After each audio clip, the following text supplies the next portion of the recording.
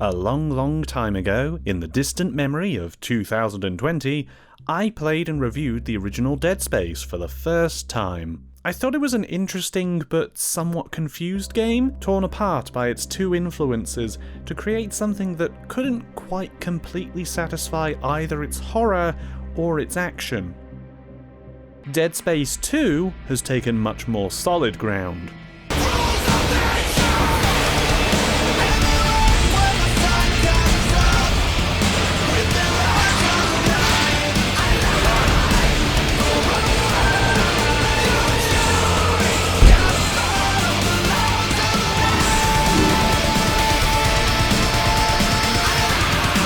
Dead Space 2 was released in the heady times of 2011, back when the world was less of a mess, and EA was hard at work looking to burn any goodwill it had. We continue the adventures of engineer Isaac Clarke, who's finally gotten himself a voice now. Enjoy it while it lasts. However, he's considered insane after the events of the last game. And, you know, they may have a point. Good news, you're quickly vindicated, and the monsters were real! Yay! Bad news, they're coming for you again. Boo. Now it's time for Isaac to... well... motivations are complicated, but staying alive is riding high on the priority list right now. The game controls and operates much the same way as before, with some improvements. Isaac is a little more mobile, especially in zero gravity, and you've more options for taking out the big bad necromorphs, such as impaling them.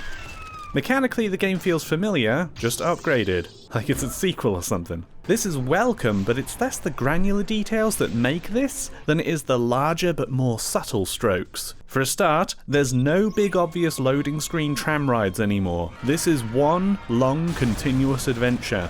Mix it with the fact that the game's HUD and menus are all diegetic, and you discover that the game is all in one continuous cut? Which is crazy impressive. Years before Ground Zeroes and God of War did it. Why does no one talk about this? Well, okay, there's two noticeable cuts, but in a 10-hour game from 2011, that's still really cool. Moving on to the change in tone though, I honestly had heard about it lessening its horror beforehand and assumed I'd think less of the game for it. I like horror, and at the time of release, horror was on a downward trend in games, only being revived when the likes of Amnesia showed that you could still scare people, and people would want that. Heck, Amnesia came out before this game, but it takes eons for the games industry to react to anything popular, as long as it isn't an innovative new way to fleece money from consumers. But it turns out I was grasping the whole situation wrong, and I'm actually madly in love with what the game does. There's multiple kinds of horror, more than I could probably list. There's your strange psychological flavour that unnerves you and makes you anxious, your tense survival focus types that palpably keep your nerves wound up tight, your cheap jump scare paloozas that want to make you jump in your chair for your YouTube audience, and then there's the fun horror. No, I don't mean the one where people look like they're wearing Halloween costumes or things just look cute and cartoony. I mean the kind of horror that's filled with gore, kills, splatter, and other lovely things. And the intended reaction is to cheer at your screen. Now the game is taking itself seriously. It's not cheering at you or going, "Whoa bro, wasn't that sick?" It's not. It doesn't need to comically exaggerate what it does to make the things that you are doing feel fun and exhilarating. The results speak for themselves. An example of what I mean in terms of horror movies would be like the 2007 film Inside, or À l'intérieur, because it's French. It's about a woman who's trying to survive a home invasion on Christmas because another woman wants to steal her baby. Thing is, that baby hasn't been born yet. Yeah, this goes to some messed up places. It was part of the French extremist movement where good taste was tested in more ways than one. Despite the horrifying violence and premise though, the film is incredibly fun and engaging. I was laughing at how hard they go. It's constantly evolving too, and everything is shot to get the most out of the action, and not just to gross you out. Well, a bit, but to keep you thrilled and invested first and foremost. And Dead Space 2 is the same way. Serious in tone, but its action is structured to keep things breezy and light, and thus, it's an enjoyable experience. Oh god, I don't know why I chose that film instead of something people might have actually seen. It's just what came to mind. I haven't even watched it recently, it's just a good film, go watch it.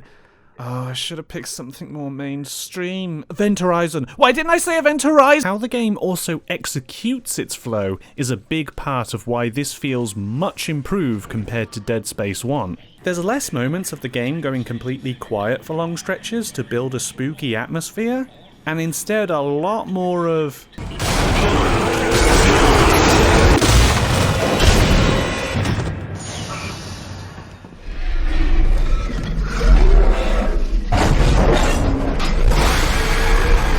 I mean, the first game also had a lot of... But that game had a problem, and it was mostly that any of its creepy atmosphere building was undercut by it always being paid off with a monster.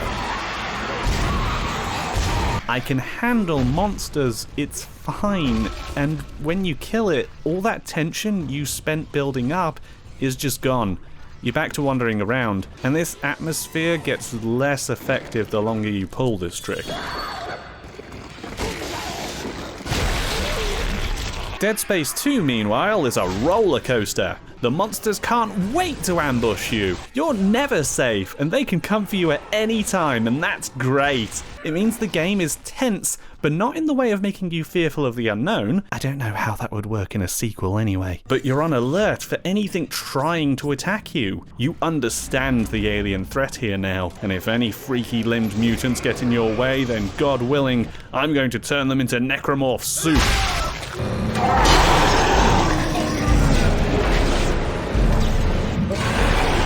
Due to the game's linear structure too, you always feel like you're on the move, and the environments feel incredibly varied. You're never bored.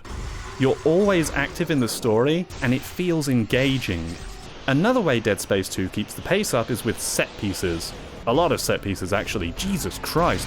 But this again leans into the whole cheer at the screen horror the game feels like it's going for, and they are actually fun and engaging. Also not guaranteed wins. Oh, no. It feels like a more gory Uncharted at times, honestly.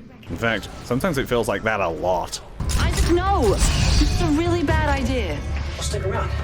I'm full of bad ideas.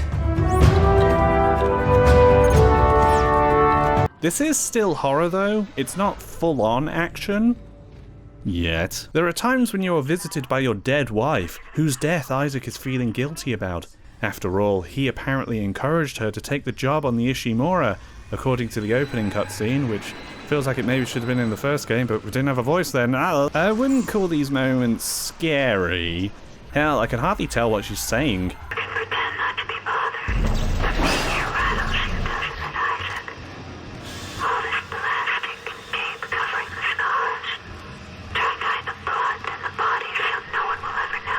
Whatever, it's fine. They serve their purpose in the narrative and they keep the tone where it needs to be. There's also a swathe of new enemies, like this guy who will slow you down by spitting on you, some things in Zero Gravity, and also, you know how I said the game was being less creepy overall on purpose?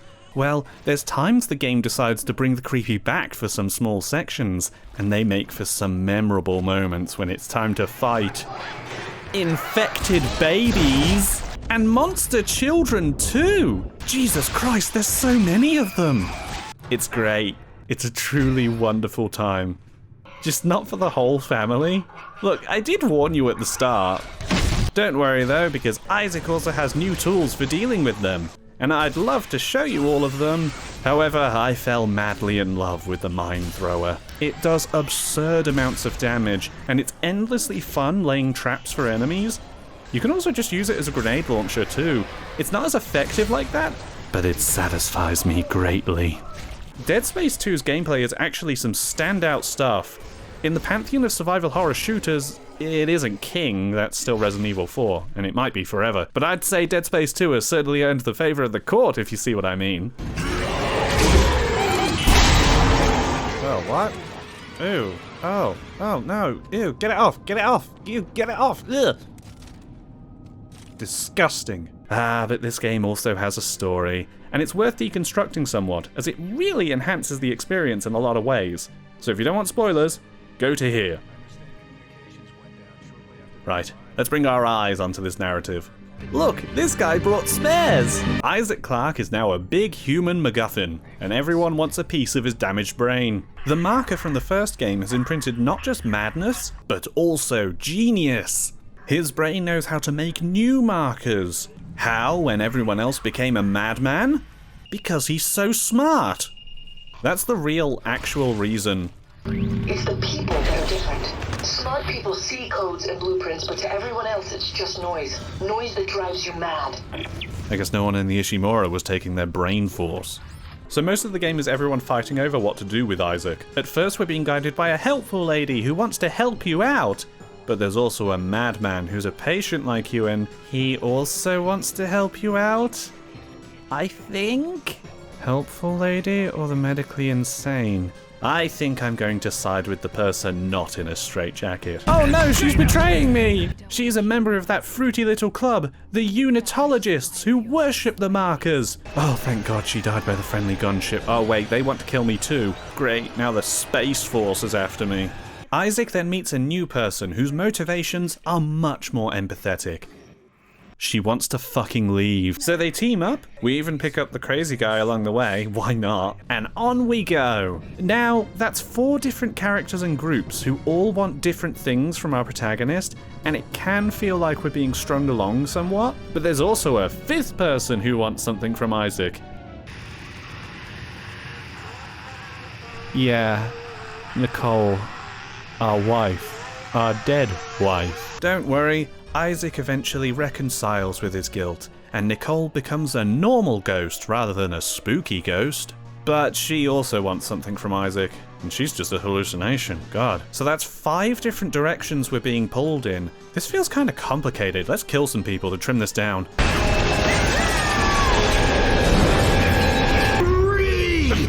Oh no, the crazy guy was crazy. What a twist. Oh God. We don't kill the cool lady though. We just send her away so we can be a big hero man. Right, now it's just me, wifey, and Jarhead. We eventually come to our climactic area where a giant marker's been built. Oh no, the marker's activating, which... Huh.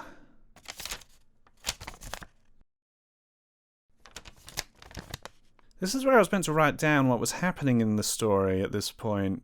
But, there's just a blank page in my notes. To be honest with you, I am not entirely clear on the specifics of the story at this point. I think the marker might be trying to end of Evangelion, everyone. And all the monsters that I let into the ship activated it. Oh yeah, I did do that, yeah. I'm not even sure about this guy. I know he's been trying to kill me since the start, but I don't even remember his name. Honestly, I don't feel like the specifics matter too much. I only thought about this now while writing the script. In the moment, I knew marker bad, stop the marker. I was emotionally still on the ride, and not thinking too hard about all the details. Plus, Nicole is going to help me. What's that, honey? I need to get into this machine to be the big hero man? Can do. Step 1, crawl inside. Step 2, the screws go tight, all around. Cross my heart and hope to die. Stick a needle in your eye. Oh God. I failed this first time. I don't think I can show that on YouTube. Anyway, we heroically and climactically killed the bad military man. We did it! We saved everyone! Right, dead wife ghost that haunts my brain? Thank you, Isaac. Now, time to die. What? Oh no, I can't believe the ghost was evil! Honestly, Isaac, you have real bad luck with women. They all betray you, and the one that didn't you locked in a ship and sent her to space. You're bringing this on yourself, you know? Yours is the last body we need to be reborn. The Makers must be absorbed. The Makers? You mean me? But Strauss said we could destroy the marker. Not if we consume you first. God damn it, I trusted you! Fuck you! And fuck your marker! If I have any criticisms of this game, this final boss sucks. The bosses of the first game were cool and creative, but that's not present here. You're harassed by the monster children, who are now ghosts. Meanwhile, if your wife gets near you, it's a one-hit kill. This is happening in your own head too, so what really happens is basically Isaac losing his own mind and taking his life. Neat idea, but it plays that animation every single time, and eventually I just started resetting the checkpoint when she grabbed me. But I did it, and this time I actually did it. The day is saved! I'm finally the big hero man! But now I'm trapped here on a crumbling space station. Isaac sits down and resigns himself to his fate as the credits roll.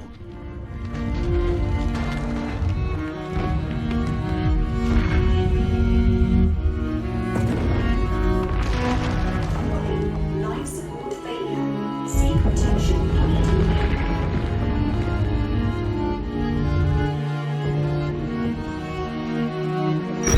You complete bastard. What? Was this your great plan? Dump me off and die? Full of bad ideas, remember? Yeah, well, here's another one. I'm crashing through the roof to get you. Now move your ass. Oh yeah. Ellie, it's too late.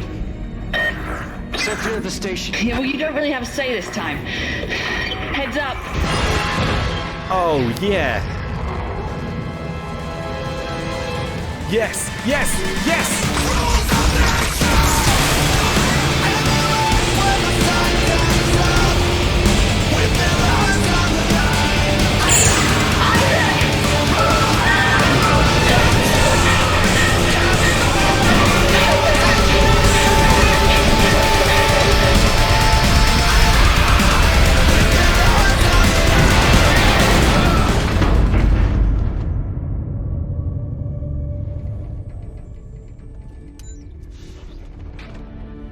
And to close things off, we even get a cheeky nod to how the first game ended. What? That's cool. I like this, and I didn't even like the ending to the first game. It's really cute, which is the only way cute can come near this. Dead Space 2 is a remarkable game. I think it's aged incredibly well. The game is tense, satisfying, and has moments that stick out as memorable, and it feels so breathlessly well paced for what it's trying to do. Honestly, it's fantastic, and I implore you to try it if you've never played it yourself. It's really that good. Sadly, I do feel some guilt recommending and praising the game for its fun action when I know what happens next. Here's where the fun begins. I don't know if I'll play Dead Space 3. Maybe, maybe not. But the game allegedly dropping horror to focus solely on action isn't what I wanted.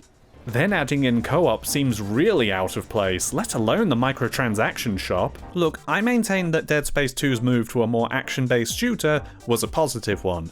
I won't let what it evolved into cloud that, even if the seeds were planted here. Even the co-op was. Dead Space 2 has multiplayer. I didn't play it, but it was apparently so critical to the experience that not only did it use the awful online pass system, God, remember those dark days, but also every time you pause the game, your friends list is right on the menu.